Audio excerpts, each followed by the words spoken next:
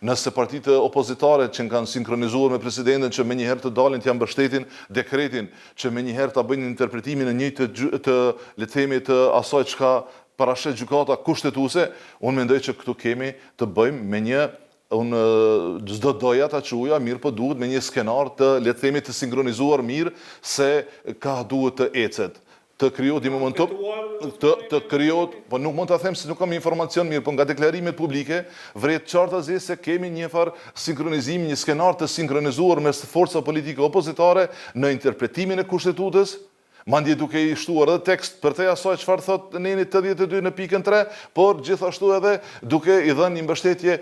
kështu shumë të fortë presidentes Vjosa Osmani në deklarimet e saj edhe në frustrimin e saj, sa të kanë asaj pse vetëvendosjen nuk e paska mbështet. Mirë, po ne patëm fazën e konsultimeve. Nëse qenka e frustruar ndonjëra nga forcat politike pse Vjosa Osmani nuk paska pas mundësi me u zgjedh me datën 5, ato do duhet të ishin në kuvend aty. Aty të flisnin edhe të propozonin edhe mandej të shihnin epilogun. Dhe nuk kemi të bëjmë këtu me një lloj tradhtie ose me një lloj komplote ose me ndonjë lloj, le të themi,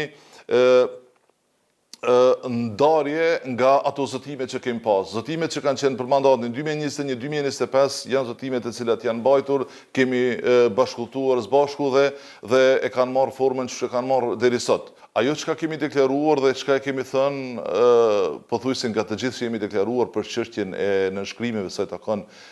nevojës që presidenti aktuale të ketë nënshkrime të lëvizjes vetëvendosje për të kandiduar, kemi shpreh gatishmërinë dhe vullnetin e plotë që ajo këto nënshkrime të ketë. Por e kemi sqaruar edhe një gjë, që pa votat e partive të tjera opozitare ne nuk mund as të futemi në votim dhe nuk mund të kemi edhe mundësi të kemi një votim të suksesshëm të kuvendit sa i takon kandidaturave që do të vendosen për të parin e shtetit. Ajo që mund të themi me këtë rast është se ne sigurisht e kemi mirëpritur masën e përkohshme për dekretin ndaj vendimit që presidenti ja mori, i cili dekret unë mendoj që është ndërmarrë si thua nga një mlef politik edhe një ngarkesë më shumë se sa që ka nevojë ndoshta për një presidente të vendit, për arsye se në fund të fundit është kuvendi ai që i merr vendimet sa i takon presidentes ose presidenti. Iran, mirë po gjykata kushtetuese nuk konsideroj që ka pas shumë nevojshme të pezulloj aktivitetet e kuvendit për një, le të themi, për një periudhë 3 javore, për arsye se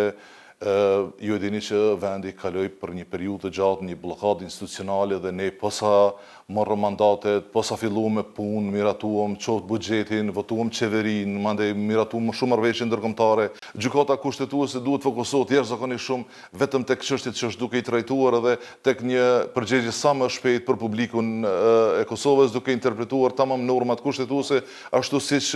janë të shkruara dhe në frymën që ato parashojnë. Edhe ambasadat edhe ambasadorët në Republikën e Kosovës përmes mënyrave të ndryshme ndoshta edhe e kanë përkrahur edhe sistemin juridik, edhe sistemin gjyqësor, edhe për të njoftuar në lidhje me procedurat dhe